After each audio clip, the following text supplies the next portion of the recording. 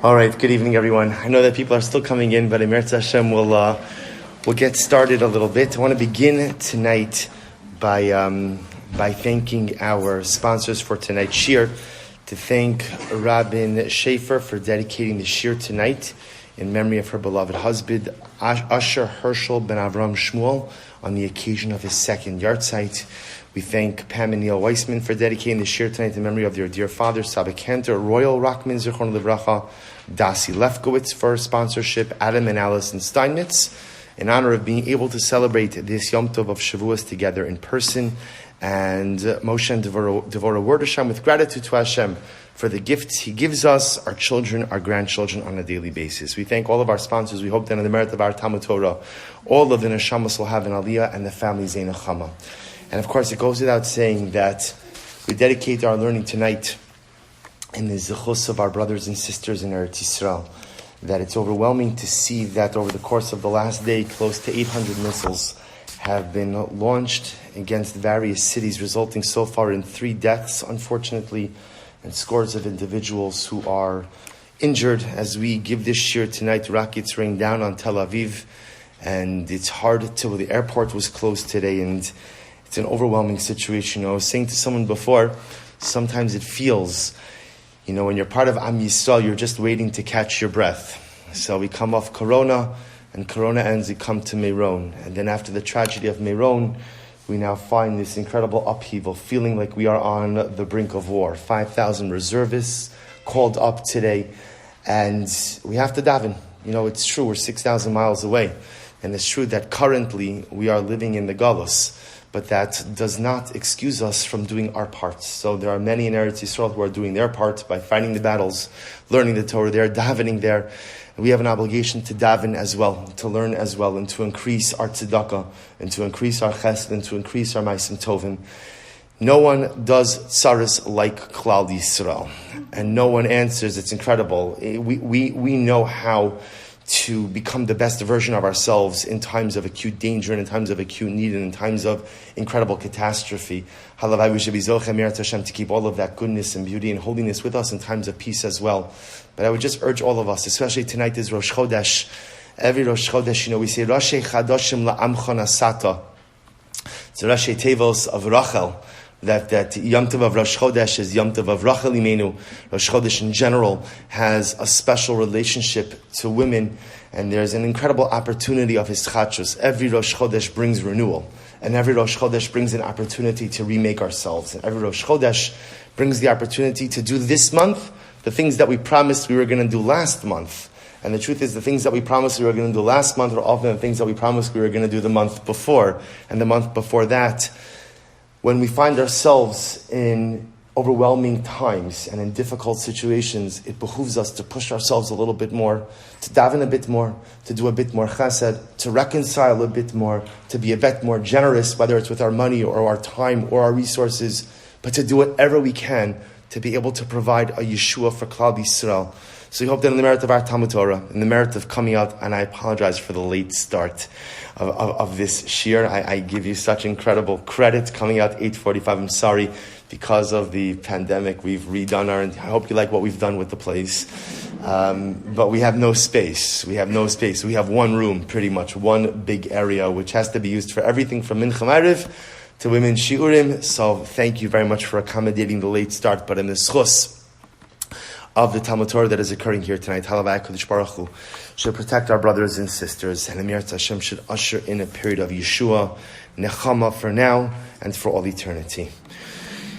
So we have the great zechus tonight to be able to delve a little bit into Megillas Rus. And Megillas Rus is a fascinating story. The truth is, to appreciate Megillas Rus, we need a little bit of introduction, which is Shavuos is an interesting dynamic. Because on one hand, Shavuos is a Yom Tov of the collective.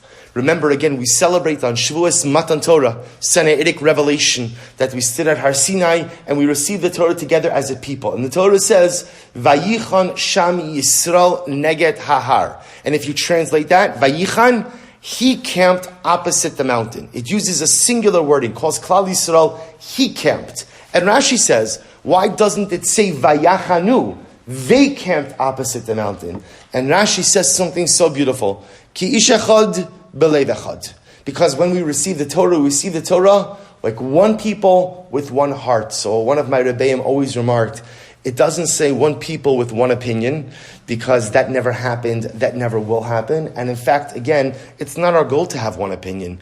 The beauty of Klal Yisrael, the beauty of being part of this magnificent nation, is that there are so many different opinions, and there are so many different approaches, and there are so many different mahalchim.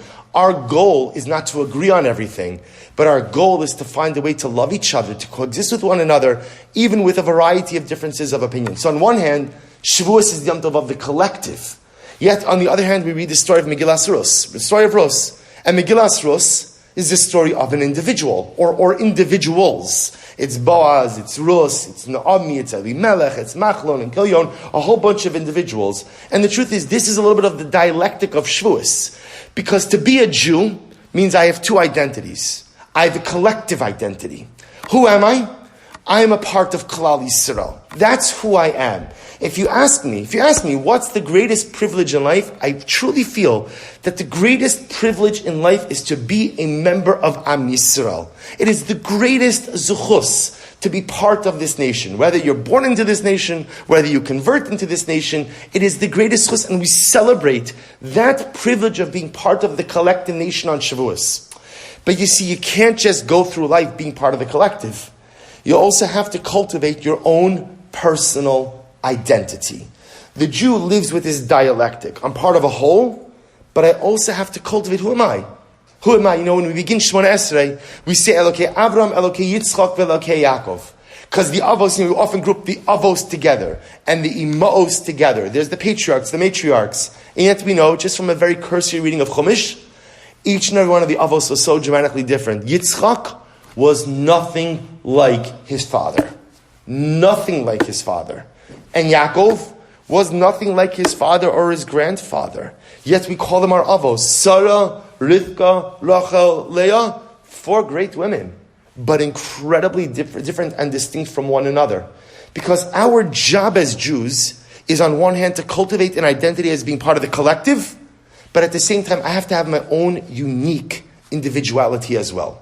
Who am I as an individual? Well, who am I? What's my unique relationship with HaKadosh Baruch Hu? We all have the same national relationship. We all have the same 630 mitzvahs. We all have the same Shabbos. We all have the same Yom Tiv. But within that collective relationship, I have to carve out something personal and unique. The Belzer Rebbe says, we say this in Az Yashir. We say, Zekeli va'anvehu, this is my God and I will exalt him. Elokei avi Avraham menhu, the God of my father and I will praise him. Every Jew has these two parts. There's Elokei avi, the God of my father. That's communal God. And then there's Zekeli, my God. My God. So on Shavuos, we have Matan Torah, first day of Yom Tov, Aseres HaDibros. That's the celebration of being part of the collective. Megillas Rus is a celebration of our individuality. So what do we learn about our individuality from Megillas Rus? So tonight, in the few minutes we have, because my wife told me since we started late, it has to be a short shir, and they value Shalom Bayis above all else. So we're going to have a short shir. And Miraz Hashem, I want to point out to you what I think is a fascinating episode of Megillas Rus. If you take a look at number 1, we're going to do a lot of these sources outside, but I just wanted to give you the source sheet because things that we don't cover in Miraz Hashem in the shir, it's a long Yom Tov of Shavuos ahead of us, Shabbos and Shavuos. So in number 1 is Parag Gimel of Megillas Rus. And the Megillah says, Vatomer la Naomi chamosa, biti, halo avakesh lach manoach asher yitav lach. So there is a beautiful, one of the most unique things in Megillas Rus is the relationship between mother-in-law and daughter-in-law. A beautiful, loving, nurturing relationship. By the way, that goes both ways. It goes both ways. Naomi loves Rus like a daughter, and Rus loves Naomi like a mother. It's an incredible relationship. So Naomi says to Rus, I want you to have happiness in life. Remember again, to be very clear, Naomi is not the life of the party. She's not. Remember, she comes back to Eretz Canaan, and the first thing she does is she tells everybody, don't call me Naomi. My name's not Naomi, my name is Mara. My name is Mara. Mara means bitterness. This was Naomi's life. She lost everything. She lost her husband. She lost her 2 sons. She lost her wealth. She lost her standing. She had nothing in this world. Even Rus. Naomi did not want Rus to come. You know, that in the beginning of the Megillah, where there's this moment where Naomi is there with Rus and Arpa, and they're following her, and she says, go back. When Naomi says, go back, she really meant go back. She did not want either of these girls to come with her for a simple reason. She had nothing to offer them. She had nothing to offer them. And not only that, think about this in just a moment. In Naomi's eyes, those girls, as wonderful as they were, and Arpa was also a special woman in her own right, reminded her of her deceased sons. Why are you going to come with me? What do I have to offer you? I have nothing in life to give you. So Naomi is a very heavy personality to live with. It's like living in a constant Shiva home. That's what it's like living with Naomi. But yet Naomi says to Rus, I want better for you. So she goes on to go ahead and describe as follows. So if you take a look at number 1, Pasuk Gimel, verse 3, Pasuk Beis, Va'ata, halo Boaz modatanu asher yises narosav, hinehu zores goren hasorim halayla. Boaz is going to be threshing his grain. He's going to be on the threshing floor of his granary tonight. V'rachatz v'sacht v'samt simlosayich alayach ve'ararta agoren al tivadi li'ish ad koloso lecha v'lishtos. V'ahi b'shachvo v'yadates hamakom asher yishkav sham. It's going to be more pasuk. Ubasa v'gilisa margalosta v'shachavti v'hu yagid lechas asher tasin. So Naomi says, Rus, here's the plan. I want you to bathe, anoint yourself with oil, put on your best dress, sneak into the granary at night, wait till everyone's gone, till Boaz eats, drinks, fall asleep. Then I want you to come out, lay down at his feet, take off his shoes, and he will tell you what to do. All right, no reactions to this. Incredible. Good. It's quite a plan. That's quite a plan. Right? What is going on over here? What is Naomi telling Rus to do? Like, what's the plan over here? In fact, again, when you just read the psukim, it sounds illicit. It sounds like something is happening here that should not be happening. Dress up, make yourself beautiful, go in under the cover of darkness, lay down at his feet when no one else is around, take off his shoes, and he will tell you what to do. What is it exactly that Naomi is instructing Rus to do? So the Mefarshim go all over the place with this particular episode. And the Malbim and others understand that this taking off of the shoes was a veiled reference to the concept of Yibum. Let's spend a few moments on this. On a biblical level, the Torah tells us about the concept that if a man dies without children, so there is a concept of Yibum, which is the surviving brother marries the widow. And the goal of that union is to produce a child. That's the goal. And ultimately, again, that child becomes known as an extension of the deceased brother. He's actually named after the deceased brother. This is the chesed that the living brother does for the deceased brother by ensuring him some level of perpetuity, by marrying the widowed sister-in-law, and ultimately, again, establishing offspring. And interestingly enough, we're not going to get into it, even from a halachic perspective, that child who is born, who really has no relationship to the deceased brother, inherits the deceased brother. He becomes like a son to the man who was deceased, who was predeceased him. In biblical times, they took this concept of Yibum and they expanded it. And they expanded it into a concept called Geula. Geula means redemption. And what the laws of redemption essentially said was as follows, that even if there was no surviving brother, the closest surviving relative would marry and take care of the widow. That was the concept of Geula. So if you take a look at number 2, the Malbim says as follows, Ubasa v'gilisa margalosa v'shachaft perish kihem boshu militvoa as Boaz bepeh. She so. So the Malbim says like this, Boaz was the closest surviving relative to Naomi. Now the truth is, as the Megillah goes on, it turns out there's actually a person who's a little bit closer than Boaz. But for now, from Naomi's perspective, she assumed that Boaz was the closest surviving relative. As such, what Naomi really wanted was for Boaz to marry Rus. But everyone was embarrassed. No one really had the kishkas to go ahead and suggest the shidduch. Because think about this shidduch for just a second. Right? Rus is a Moabite convert. She's the first woman from the nation of Moab to ever convert. Her conversion was shrouded in an incredible amount of controversy. In fact, remember again, who wrote Megillas Rus? Who wrote it? Shmuel Hanavi wrote it. And why did Shmuel Hanavi write Megillas Rus? It was written to go ahead and show the genealogy of King David.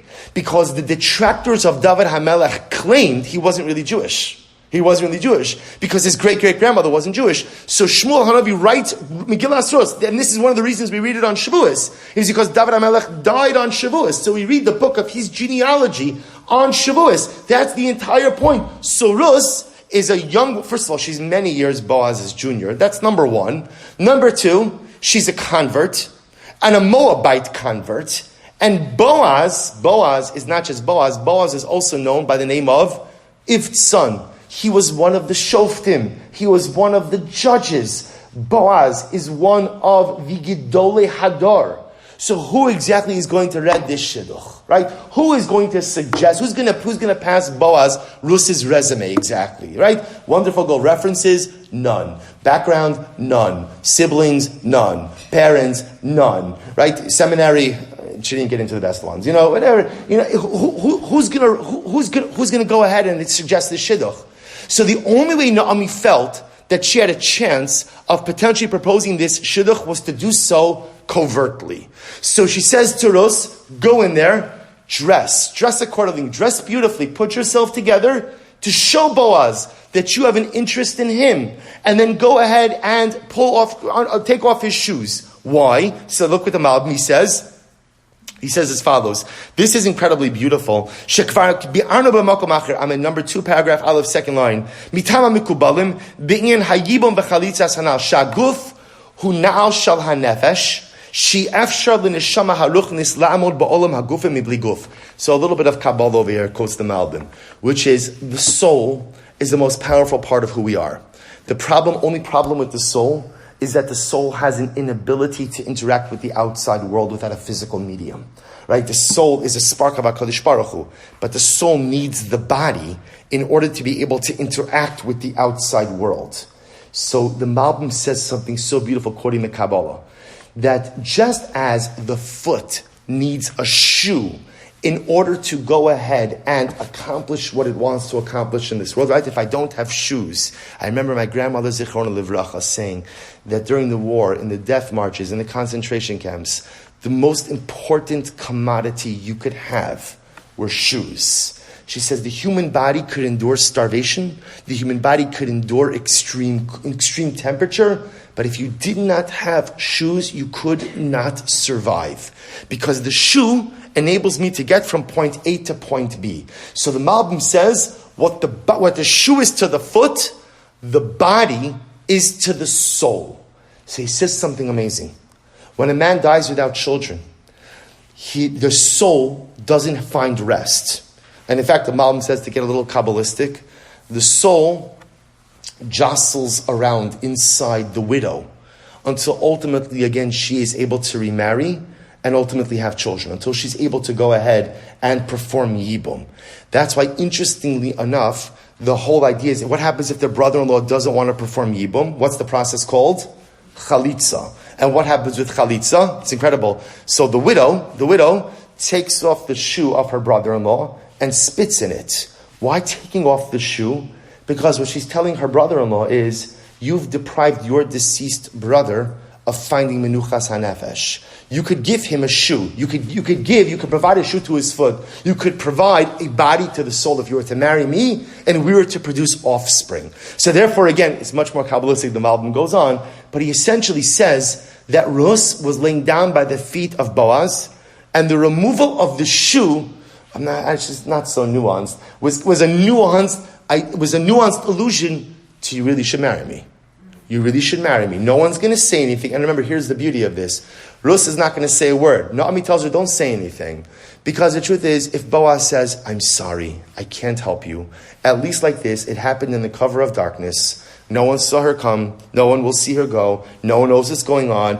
No one, Boaz doesn't have to feel embarrassed. She doesn't have to feel embarrassed. She can go back out and they can pretend like nothing occurred.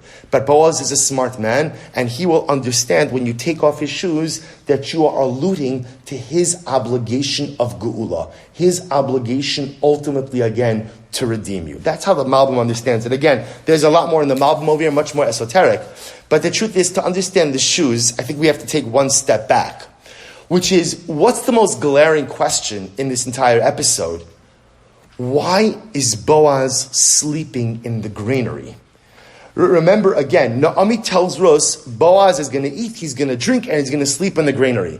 Now, if Naomi knows that, what does that mean? What does that mean? Everyone knew it. Everyone knew it. Right? Again, so this must have been a known thing that Boaz slept in the granary. Boaz is a wealthy man. Remember again, where does Boaz live? Boaz lives in a place called Beis Lechem Yehuda. Lahavdu Elef Ati Rivi Avdalos. This was the Beverly Hills of Eretz Yisrael. This is where the elite of the elite lived. Boaz had, Baruch Hashem, a lot of money, a lot of fame. He was highly regarded. He was the Gadol Hadar, as the Gemara says. He was Ochel al Shtei Shulchanos. He had two tables, the tables of Ruchnius and the tables of Gashmius. He was spiritually successful and materially successful. Why is he sleeping in the granary? So here the Mefarshim go in many different directions as well. For example, if you take a look at Rashi, number 6, Rashi says, Halayla, Shahaya Hador Parutz Bigneva. Rashi says, this is incredible. Rashi says that there was much thievery. Unfortunately, we see this right from the beginning of the Megillah, that there was a decline in the morality of the generation of this time. One of the reasons why Naomi and Elimelech leave Eretz Yisrael, Eretz Canaan, at the beginning of this famine, is they did not want to support the poor. They wanted to preserve their wealth. So the notion that generational leaders picked up and left instead of helping out the most destitute gives you a little bit of a snapshot as to what's happening in this generation. So Rashi says over here, Boaz was afraid of theft. So because he was afraid of theft, he would go ahead and sleep in his granary every night so as to scare off prospective thieves. But again, prospective thieves. But the problem with that approach is what? If Boaz is so rich and so wealthy and so influential, what could he do? Hire someone, right? We're Jews. We always have a guy, right? You always have someone who could do it, right? So again, I'll hire someone. I could get someone. He's got plenty of workers. He's got plenty of people. There is no need for Boaz to go ahead and sleep in the granary himself. So I want to show you something amazing that's unfolding over here. Remember, as I mentioned before, Megillas Rus was written by Shmuel Hanavi for a very specific reason, which is to give the genealogy of David HaMelech, which is why the Megillah really only gives us real biographical information about one person, which is who? Rus. Right? She's really the only one who we know a lot about. The other people in the Megillah are kind of support staff, so to speak, right? Support cast. So we don't know that much about them. And even though Boaz moves on to play an incredible role, Boaz's family dynamics are shrouded in a little bit of mystery. For example, there's a medrash that says in number 7, Rus Rabbah, Boaz Haya Shmonim. Boaz was 80 years old at the time of this story, Velo Nifkad. Now, Velo Nifkad means he did not have children. He was 80 years old and he did not yet have children. Okay? Contrast that with a Gemara. The Gemara number 8, the Maseches Baba Basra says, we'll just do part of it. It says, Damar Rabba Bar Huna Amarav, Meya ve'eshem ishtaos asa Boaz labanav. Boaz made 120 celebrations, 120 parties for his children. And the Gemara then goes on to say that Boaz had 30 sons and 30 daughters. Now, that might be a bit hyperbolic, but the idea that the Gemara is saying is Boaz, Baruch Hashem, enjoyed a large mishpacha. So what's going on over here? The Medrash says Boaz didn't have children. The Gemara says Boaz had 60 children. Again, even if that's hyperbolic, the point the Gemara is making is Boaz, Baruch Hashem, is a large family. So what's happening over here? So look at the last phrase in number 8. V'kulan mesu b'chayav. All of Boaz's children predeceased him. So it could very well be that the Medrash and the Gemara are not arguing. That when the Medrash in number 7 says that Boaz was 80 years old, Velo Nifkad, means Boaz was 80 years old, and at that point in his life, he had no living children in this world. He was blessed with children. The Gemara doesn't tell us what happened, but something happened. And Rahman al-Islam, he lost all of his children. So now you have a little bit of a snapshot into Boaz. So remember again, Boaz was no stranger to loss. Remember again, the first time we're introduced to Boaz is the beginning of Perek Beis, the beginning of chapter 2 of Megillas Rus. And we're introduced to him kind of what we call Derech Agav, incidentally. Remember what happens? Naomi and Rus are coming back into Canaan, and they come back in, and the pasuk says, Vatehom kol ha'ir. Literally like the entire city gasped. And they said, Hazos Naomi? Is that Naomi? They couldn't believe their eyes. So Rashi says, what is like everybody's just waiting by their windowsill to see who comes back in? What do you mean everybody's gathered? And Rashi quotes the dramatic medrash that says they were all gathered. Why? For the Levi, for the funeral of Boaz's wife.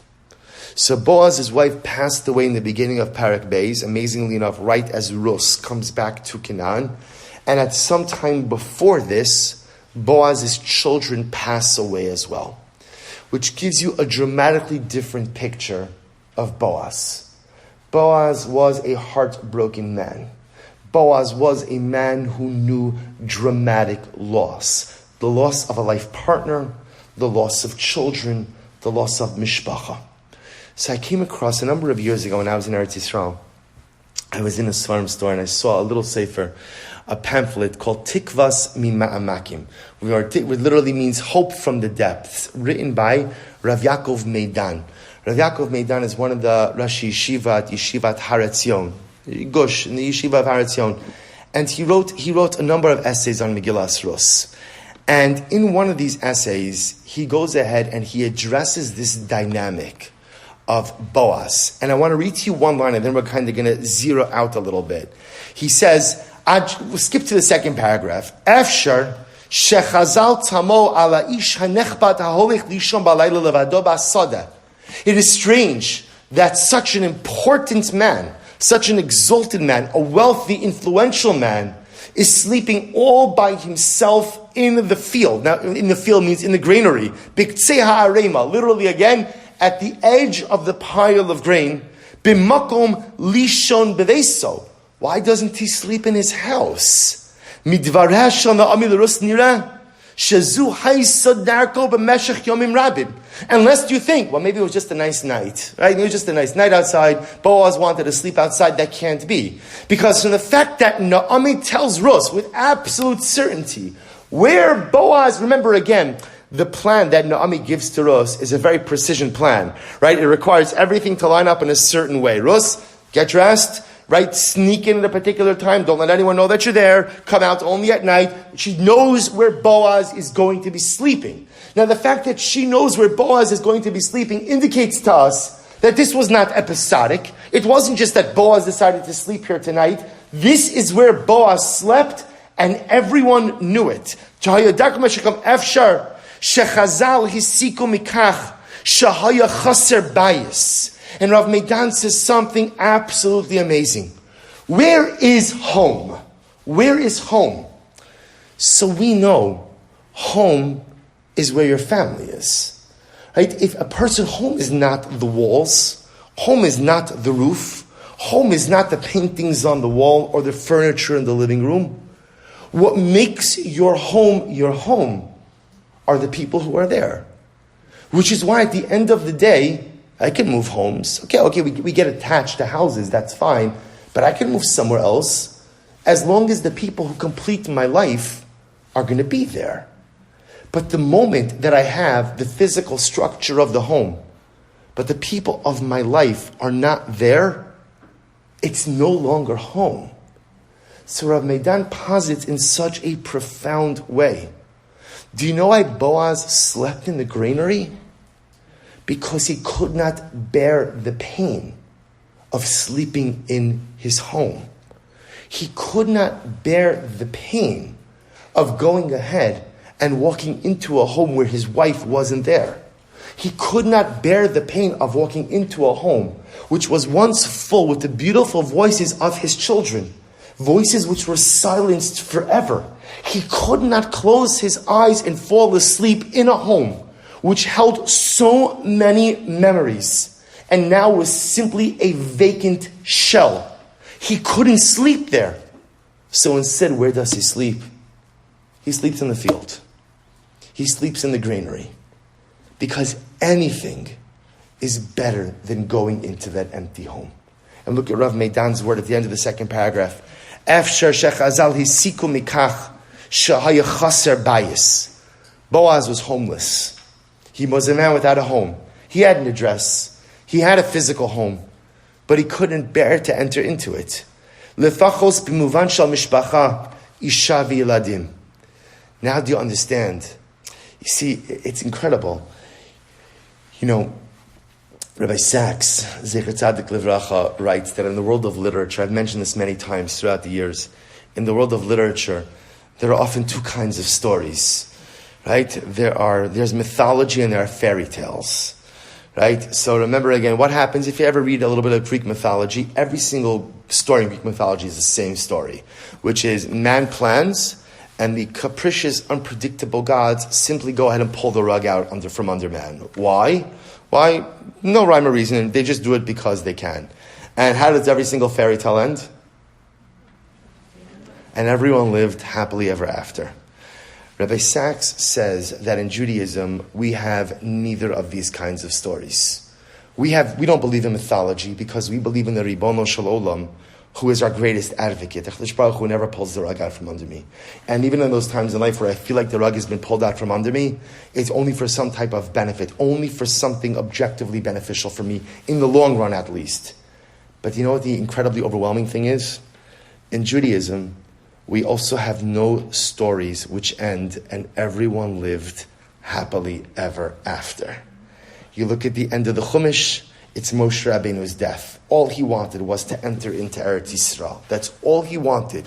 All he wanted, he was denied it. You remember again, we spoke about this Purim. Remember our Purim shir? Just nod your head. Yeah, good, excellent, good. So remember again, the Purim shir, right? We spoke about this dynamic where we finish the Megillah. We start singing Shoshanas Yaakov. Everyone is so happy, except the heroine of the story, Esther Hamalka. Trapped in a marriage she did not want to be in. Trapped in a life she did not want to be in. You see, because Judaism understands that heroism often requires sacrifice. And our goal is not to lead happily ever after lives. Our goal is to lead lives of meaning, lives of purpose, and lives of accomplishment. And often, that comes with an incredible amount of pain. Because that's the nature of the human condition. So do you see now what's happening over here? Boaz is a broken-hearted man. Boaz is a man whose heart is shattered in a million pieces. Some of us know, some of you know what it's like to go home to an empty home at night. But at least again, Baruch Hashem, there's a telephone. A person can speak to loved ones, a person can speak to children, a person can speak to friends. What does it mean every night to go into a home and there's no wife and there's no children and all there is silence? And I'm sure everywhere you look, there's incredible memories, and everywhere you look, there's a beautiful past, but there's no future. Everything you knew and everything you loved is gone. And so the only thing Boaz can bring himself to do, and remember, Boaz was a remarkably functional individual. No one, right, during the day you couldn't tell this. During the day, Boaz is out, he's judging, he's a captain of agriculture, right? He's doing great. But when the sun goes down and nightfall comes, he can't go back in that house. He just can't go back in. I can't do that. So I'll sleep on the hard floor of the green. I might be the richest man in Eretz Yisrael, but I can't go back inside that house. So now look what happens. Rus comes. And what does Rus do? She removes his shoes. Now what I want to point out is we saw the Malbim who said that the shoe removal was related to Yibum. But the truth is, this is not our first episode of shoe removal. Where's the first episode of shoe removal in Tanakh? Excellent. Moshe Rabbeinu. Number 10 on your source sheet. Kadosh Baruch Hu says, Vayara Hashem kisar liros. Remember again, Moshe Rabbeinu is minding his own business in Midyan, tending to the sheep of his father-in-law, taking care of the flock. And suddenly, what does he see? He sees a burning bush, and the bush is not being consumed. Hasneb bo'er, it is burning, ve'einenu ukal, it's not being consumed. So what happens? Vayikra Elokim elav mitoch hasneh, Moshe, God calls out to Moshe from within the burning bush. Vayomer, and what God says to Moshe is, Hinenu, I'm Hineni, I'm here. Vayomer, al tikrov halom. Kadosh Baruch Hu says to Moshe, do not come any closer. Shal na'alecha me'al raglecha. Take off your shoes. Take off your shoes. Now, the symbolism of taking off your shoes is very important. We know that Emir Hashem, very soon, speedily in our days, we're going to have a Beis HaMikdash. And when you go up to the Beis HaMikdash, you are not allowed to wear your shoes. You can't wear shoes. You can't wear shoes, you can't take your wallet, your purse, and you can't take your walking stick. Why can't you wear shoes? On a very simple, Rav Shamshon Raphael Hirsch explains. Shoes, right? What's coming around between shoes, walking stick, and wallet is they all represent stability and self-sufficiency, right? My wallet is financial stability, right? I have money in my pocket, I'm good. The walking stick physically steadies me, physical stability. And the shoes give me personalistic mobility. I have the ability to go where I want, do what I do, and accomplish what I want to accomplish. When you come before the Ribono Shel Olam, I give up all of the trappings of self-reliance and give myself over in totality to the Ribono Shel Olam. In front of HaKadosh Baruch Hu, there's no self-assuredness. In front of HaKadosh Baruch Hu, there's only one thing. Dependency. Dependency. So I give up all of the things which give me independence before I go up to the Beis HaMikdash, my wallet, my walking stick, my shoes. I yield all of those things, and I become fully, wholly reliant and dependent on the Ribono Shel Olam. So that's what's happening over here also. Kadosh Baruch Hu tells Moshe Rabbeinu, Shal na'alecha me'al raglecha, take off your shoes. Right now, you're the shepherd taking care of the flock. I want you to give up the trappings of self-reliance, your shoes, and come to me and become wholly dependent. But the Baal Shem Tov HaKadosh says something absolutely amazing. The Baal Shem Tov says that the word na'al means shoe, but it also means a lock or a chain. So says the Baal Shem Tov something truly beautiful. Shal na'alecha me'al raglecha doesn't just mean take off your shoes, but it means take off your chains. Unshackle yourself from the things which are holding you back. See, in that fateful encounter in the desert in Midyan, HaKadosh Baruch Hu tells Moshe Rabbeinu, you have so much potential. You have so much potential. But the only way you're going to actualize your potential is if you unshackle yourself from the things which are holding you back. So you say to yourself, well, what was holding back Moshe Rabbeinu? There were so many different things. Moshe Rabbeinu felt so betrayed. He felt betrayed by everyone. Think about this for just a moment. His own surrogate father, Paro, was ready to kill him. When he tried to intervene on behalf of the Jewish people turned on him. Moshe Rabbeinu is a man without a nation, is a man without a country, is a man who really doesn't believe in anyone besides Sipporah and Yisro. Those are the only two people in his life who afforded him any level of relationship stability. But everyone else was a backstabber. Everyone else. So I'm good. I'm good in the desert. I'm great. We all have days like that where I would like to just live in the desert by myself.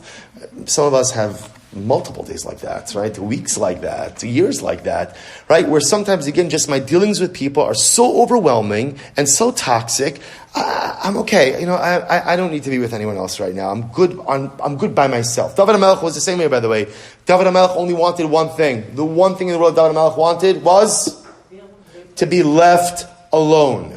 That's the only thing he wanted. Leave me alone. I'm happy to be in the field shepherding the sheep. Sheep are difficult, but they don't talk back. Sheep are difficult, but they don't stab you in the back. And sheep are difficult, but they never try to pull the rug out from under you.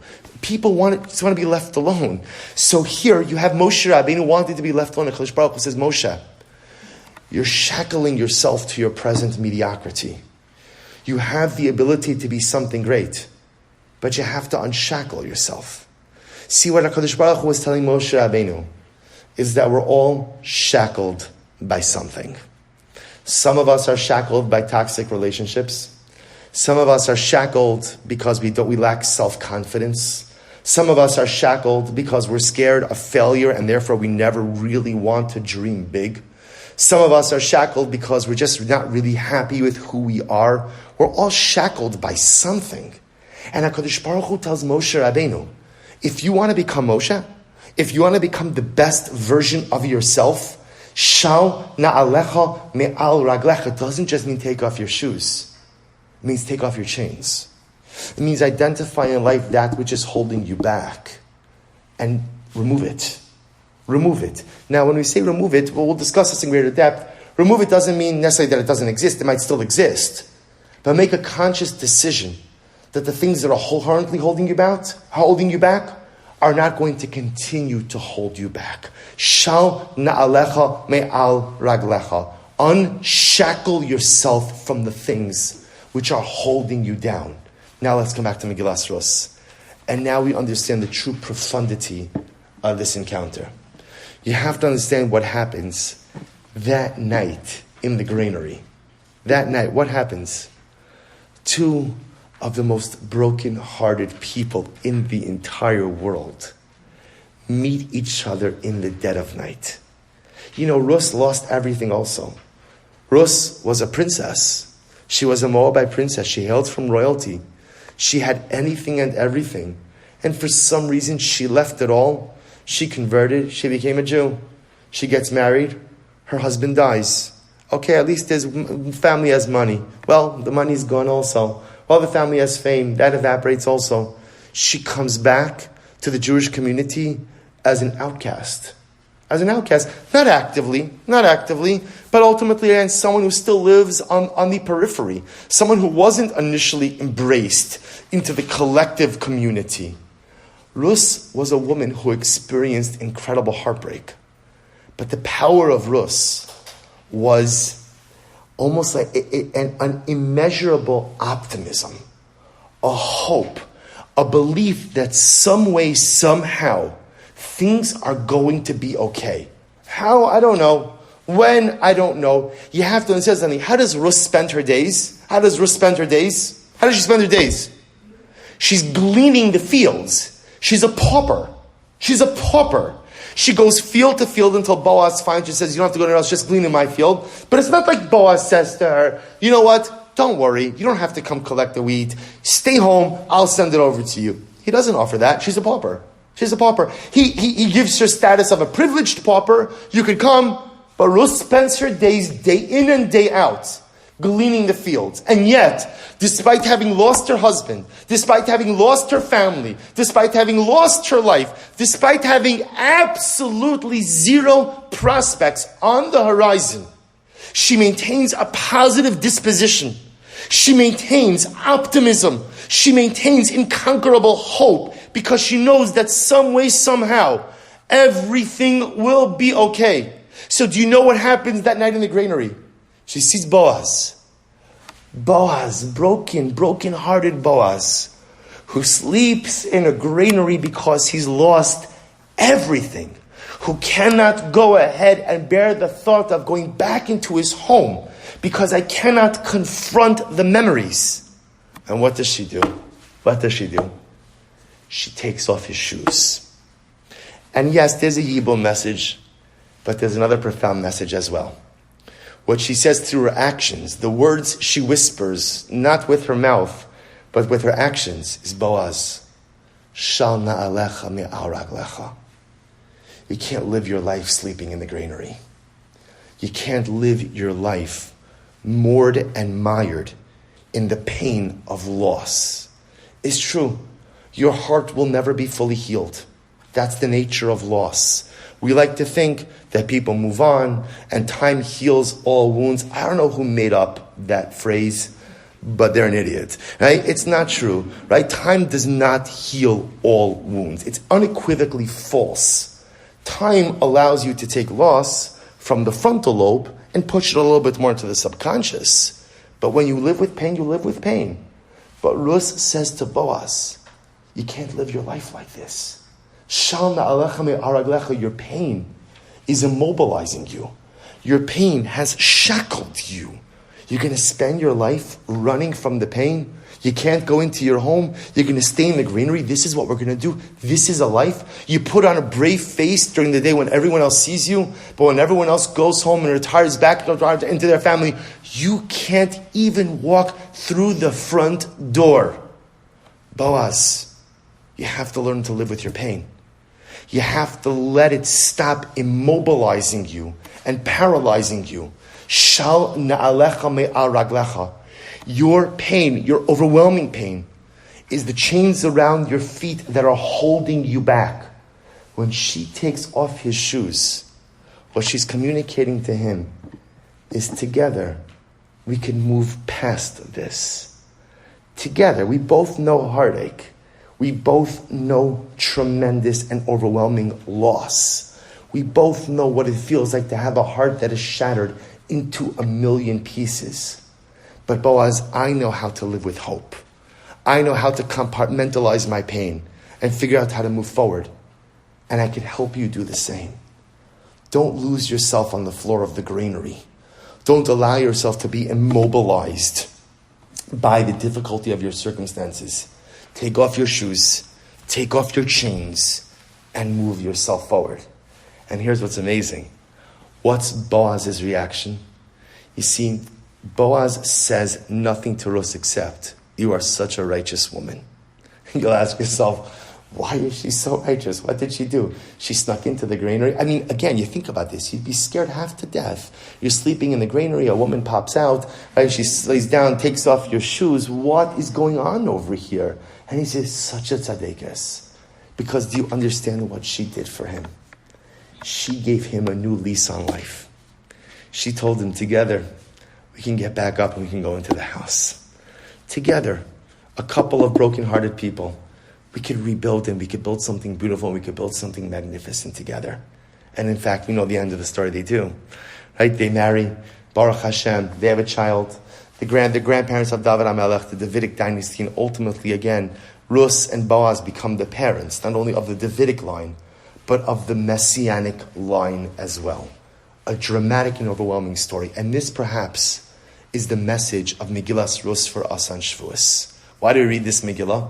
So again, Tamim Menhagim says beautifully, because Shavuos is David HaMelech's yahrzeit, Megillas Rus is David HaMelech's genealogy, read the Megillah, or on Shavuos, when we received the Torah, we all underwent a conversion. Rus is the most famous Giores, but perhaps it's something different.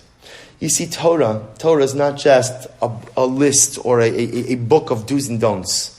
Torah is the very key for successful living. The mitzvos we have, that Kadosh Baruch Hu gave us, are there to help us actualize our potential. Kadosh Baruch Hu is not interested in just simply regulating our behaviors. He's not simply interested in ordering us around. Kadosh Baruch Hu gives us mitzvahs because each and every mitzvah somehow allows me to tune in to some aspect of my neshama. But you could perform all 613 mitzvahs. But if you don't learn the art of taking off your shoes, you cannot be successful in life. For one simple reason. We all have things which hold us back. All of us have things which hold us back. I know a lot of you here in this room. We all have things, all of us. I have it, you have it. And the list, we could start today and we could go on through Shavuos with the things that hold us back. Like you mentioned before, relationships, failed dreams, shattered aspirations, insecurities, whole bunch of different things, unrealistic acts, all types of things hold us back. And so often in life, we keep our shoes on and we keep our shackles on.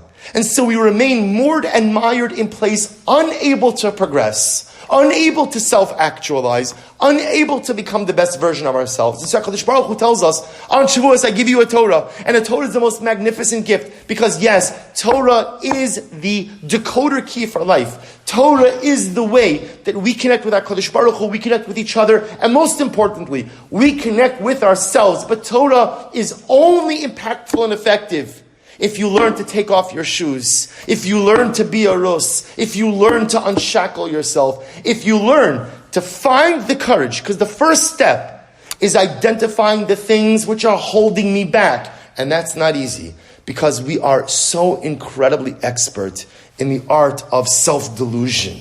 And if you ask me, what's holding on? Nothing's holding me back. I'm good. Really? Nothing's holding you back? Not one thing is holding you back? Well, then when you spend a few moments with yourself, in a moment of introspection and real honesty, there are a lot of things that are holding me back. So the first step is to find the courage to identify what's shackling me. What are my shoes? What's holding me back? And then to find the real strength to say, you know what? I'm taking off my shoes. I'm taking off my shoes. It's interesting that in life sometimes you have to have the courage to put on your shoes and go out and accomplish, but it takes even more courage to take off your shoes. It takes even more courage to unshackle yourself from the things which are holding you back in order that you can become the best version of yourself. This is the message of Megillas Rus. Unless you think that, okay, nice idea, but it doesn't work. That's the entire essence of the story. Rus was who she was because she took off her shoes. And the impact she has on Boaz is because she helped him take off his shoes as well. And only because people had the courage to take off their shoes and take off their shackles was there a David Melech Yisrael. David HaMelech. And only because people had the courage to take off their shoes and unshackle themselves will the Emirtz Hashem be a Melech HaMashiach, will it be Messianic redemption. Only because of the courage of people like Rus and Boaz, people who have the courage to unshackle themselves from the things that are holding us back, do they grow, do we grow, does the nation of Israel grows.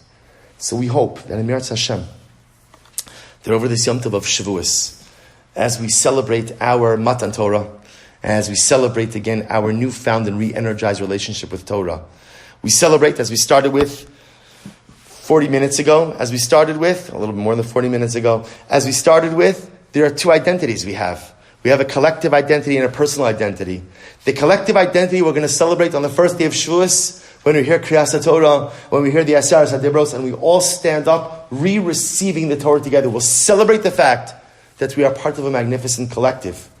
But our personal avoda on the Yom Tov of Shavuos is to take off our shoes. May HaKadosh Baruch Hu give us the courage and the wisdom to identify the things that are holding us back, and to finally find the courage to take them off, to let them go, so that Emirtz Hashem we have the ability to move forward. Yeshikach to everyone for coming out tonight. Wishing everyone a wonderful Yom Tiv.